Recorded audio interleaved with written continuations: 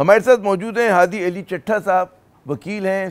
Civil right activist हैं, और ये जो पश्तूनों के साथ मुबैना तौर पे जो नारवा सलूक किया जा रहा है उसके वाले से उनका मुकदमा भी लड़ रहे हैं। जनाब हादी साहब, बहुत शुक्रिया चट्ठा साहब अपना कीमती वक्त देने का। आप मुकदमा लड़ रहे हैं, ठीक है ना, क्या तफसीलात हैं और कितने अफराद आपके ख्याल में मुतासर हुए हैं? ये जो एक एलिगेशन लग रही है कि जी पश्तूनों के साथ ज़्यादती हो रही है, बेगुनाह मेहनत कशों को पकड़ा जा रहा है, इसकी कुछ तफसीलात दें हमें जी। देखें जी, ये जो एग्जैक्ट नंबर है वो तो बताना थोड़ा मुश्किल होगा इस वक्त, क्योंकि एटलीस्ट हमें ये पता है कि पिछले 2 से 4 रोज में एटीसी इस्लामाबाद और एटीसी पिंडी के अगर कुल तादाद को मिलाया जाए तो तकरीबन 4500 से 5000 अफराद हैं जिनका रिमांड, जो कि जुडिशल रिमांड तस्वुर होता है मगर वो for the purpose of ID parade होता है, वो तो है। अब अगर हम उस 4500 या 5000 के नंबर में अगर आधे लोग भी बेगुनाह हो, आधे लोग भी ऐसे हैं जिन्हें सिर्फ उनकी एथनिसिटी, उनके शक्ल साख्त और उनके फीचर्स और उनके एक्सेंट पश्तून होने की वजह से अरेस्ट किया गया, तो आप इमेजिन करें कितना बड़ा नंबर है जो कि सिर्फ इस वजह से अरेस्ट हो चुका है क्योंकि एक आम आंसर है कि एक खास एथनिसिटी से जो पश्तून लोग हैं वो, ऐसा ये लगता है रियासत को कि वो एक खास सियासी पार्टी जो कि पीटीआई है उसके सपोर्टर्स हैं। अच्छा, आपकी मुलाकात हुई है, उसमें आपको क्या रेशो लगा कि उसमें कितने फीसद जो हैं पीटीआई के हैं? चले, अगर पीटीआई का होना भी बजाते खुद कोई जुर्म की बात नहीं है, एक मतलब है मरकजी धारे की सियासी जमात है, अगर उसका कोई कारकुन है और मुजाहरा करना भी पाकिस्तान में ज़ाहिर है कि जुर्म नहीं है, जमहूरी हक भी होता है, तो उस हवाले से जो, और फिर अगर हम बात करें जी बिल्कुल ए पोलिटिकल किसी को पकड़ लिया है, किसी के रिश्तेदार को पकड़ लिया है, मैंने ये भी सुना है कि लोग मिलने आ रहे थे अपने रिश्तेदारों से, गिरफ्तार शुदगान से, उनको भी रोक लिया, तो कुछ तफसील दें हमें जी।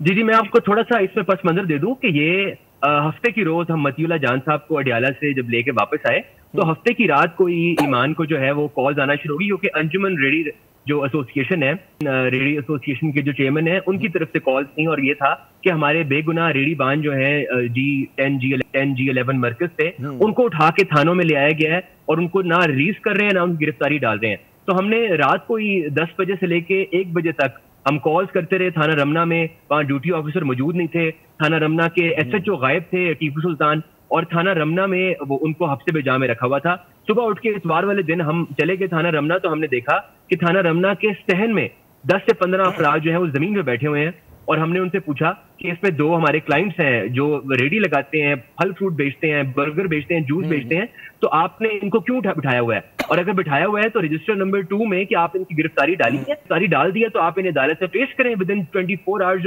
जो लॉ कहता है, और अगर नहीं है तो आप इन्हें रिलीज करें। तो इस पे उन्होंने टाल मटोल से काम लिया, तो हम कचहरी चले गए और कचहरी में duty magistrate, judicial magistrate Yasir Ahmood साहब बैठे हुए थे। उनको हमने, क्योंकि उनके पास 491 की हेबियस की पावर्स नहीं होती हैं एज सेशन जज, तो उनके पास ताकतें होती हैं दफा 100 के वारंट्स की, तो हमने उन्हें दरखास्त दी, रिटन दरखास्त वहाँ पे दी और अपनी स्टेटमेंट भी दी कि हम आपको बता रहे हैं एज काउंसिल में और ईमान कि हम थानों में उन लोगों को जमीन में बैठा हुआ देख के आए हैं और कोई गिरफ्तारी नहीं है, कोई पर्चा नहीं है, सिर्फ पश्तून होने की वजह से उन्हें हरासा किया जा रहा है। तो उन्होंने दफा 100 के वारंट तो इशू नहीं किए, मगर उन्होंने थाने को इंटीमेट किया और बताया कि काउंसिल यहाँ मौजूद हैं और वो ये बात कर रहे हैं, तो आप ये क्या कर रहे हैं? अगर आपने लोगों को रखा हुआ है तो आप उन्हें गिरफ्तारी डाल के पेश करें अदालत में। तो हम जब वापस थाना रमना गए तो वो अफराद सेन में ही बैठे हुए थे, वो हवालात में थे, और उनकी गिरफ्तारी एक 9 मई के केस में डाल दी गई थी जिस उनका कोई ताल्लुक नहीं था। तो इसके बाद फिर हम अगले दिन एटीसी कोर्ट में जब उनके लिए गए कि हम उनको डिस्चार्ज करवाएं, तो वहां हमने देखा कि हर थाने से, थाना रमना, थाना सेक्रेटेरिएट, थाना कराची कंपनी, थाना, सारे थानों से जो है वो 2-2, 3-3 बसें, जो बड़ी बसें होती हैं, वो भर के लाई जा रही थी,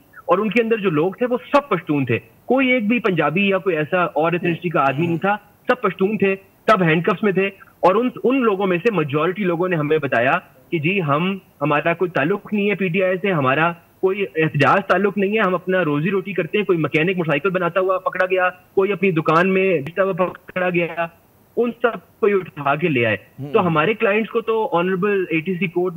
ने जज ताहिर बाज सिपरा साहब ने बहुत मेहरबानी की कि उन्होंने जब जिम्नियां चेक की पुलिस रिकॉर्ड में, तो उन्होंने पकड़ ली जिम्नी नंबर 19, और उन्होंने कहा कि जिम्नी नंबर 19 बिलेटेड स्टेज पे बाद में आपने फिक्स करके डाली है बीच में, सिर्फ इनकी गिरफ्तारी इलीगल टेंशन से गिरफ्तारी दिखाने के लिए, और उससे आपकी नौकरियां भी खतरे में पड़ेंगी। उन्होंने पुलिस को ये वार्निंग भी दी, और उसके बाद उन्होंने अपने ऑर्डर जो किया, डिस्चार्ज होने किया, और डिस्चार्ज के ऑर्डर में उन्होंने इस ऑब्जर्वेशन को रिफ्लेक्ट भी किया कि जिम्नी बार में डाली गई है 9 मई। ये जो आपने पूरी मंजर कशी की चट्टा साहब, ये तो बड़ा एक सी बात है, और मतलब बड़ा दुख होता है सुनकर के जी पाकिस्तानी शहरियों के साथ रिगार्डलेस किसी भी कौमियत से, एथनिसिटी से ताल्लुक़ हो, क्योंकि इस्लामाबाद तो सबका शहर है और हर शहर जो है तमाम पाकिस्तानियों का है, चाहे कराची हो चाहे लाहौर हो।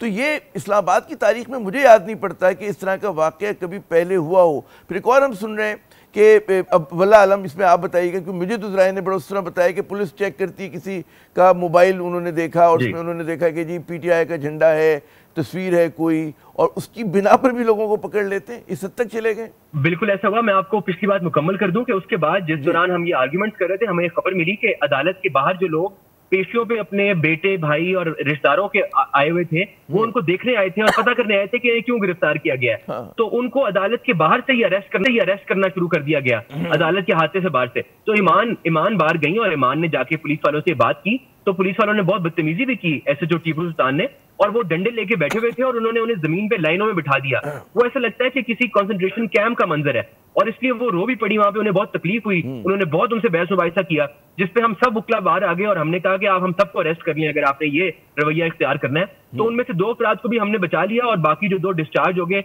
वो भी डिस्चार्ज हो गए। लेकिन ये फोन वाला बहुत खतरनाक बात है, और ये दिखाती है कि रियासत इस वक्त एक बदमस्त जानवर की तरह इंतकाम लेने की अर्ज से सड़कों पे लोगों को अरेस्ट करी है। चेक पोस्ट पे और हर जगह लोगों को रोक के उनके फोन चेक किए जा रहे हैं, और फोन से अगर कोई मटेरियल ऐसा निकला है जो एक खास सियासी तंजीम PTI के ताल्लुक हो तो उन्हें अरेस्ट किया जाता है। मैं आपको याद दहानी करा दूं कि PTI एक कलदन तंजीम नहीं है, ये एक प्रोस्क्राइब्ड ऑर्गेनाइजेशन नहीं है। इसको ATF के कवानीन के तहत प्रोस्क्राइब नहीं कर दिया गया कि आपके फोन में अगर कुछ ऐसा मटेरियल होगा तो आप अरेस्ट होंगे। ये कुछ तालिबान से रिलेटेड या दहशतगर्दी से, क्योंकि वक्त कम है चड्ढा साहब, वक्त कम है, मेरे पास 1-2 सवाल और भी हैं। एक और चीज़ जो मतलब है कि हम अगवानियों का नाम बहुत ज़्यादा लिया जा रहा है, और जरा कि हमारे यहाँ अगवान जो महाजरीन हैं या पनागज़ीन हैं वो तो आज से नहीं है, डेकेड से हैं, तो उनके साथ भी हमें इसी तरह की इतलात मिल रही हैं कि मतलब है कि अगवानी होना जो है एक जुर्म बना दिया गया है, ये तासुर दिया जा रहा है। बार बार जिस तरह वज़रा बात कर रहे हैं, जिस तरह से वो मतलब है इल्ज़ाम लगा रहे हैं, क्या आपके पास क्या इसके हवाले से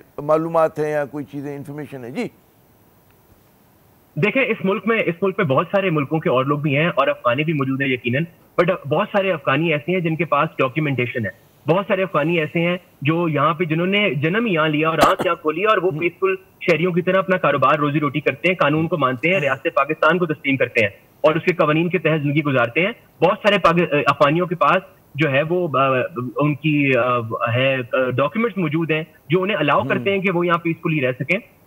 लेकिन उसके बावजूद इस वक्त रियासती इदारों की तरफ से और उनके नुमाइंदों की तरफ, जैसे मोहसिन नकवी साहब हो गए, अज़हर तारड़ हो गए, इनकी तरफ से ऐसे बयानात आ रहे हैं जो कि बड़े रेकलेस हैं और ऐसे हैं जो एक पूरी कौम को दीवार से लगाने के मुतरादिफ हैं, और मैं समझता हूँ इसकी सरफरिश करनी चाहिए। अच्छा, मैं आज देख रहा था इस्लामाबाद पुलिस ने एक ट्वीट भी किया जिसमें कहा कि जी जनाब मतलब है कि ये तो पश्तून हमारे भाई हैं और सिर्फ हमने किसी ऐसे बेगुनाह को जो है नहीं अरेस्ट किया है। तो ज़ाहिर है कि ये भी पुलिस भी दबाव में है कि जब इतना ज़्यादा इस मामले को उछाला गया है, आपको उम्मीद है कि अब आने वाले दिनों में, कल से परसों से चीज़ें बेहतर हो जाएंगी और ये जो एक एथनिक प्रोफाइलिंग की हम बात देख रहे हैं वो ख़त्म हो जाएगी इस्लामाबाद से?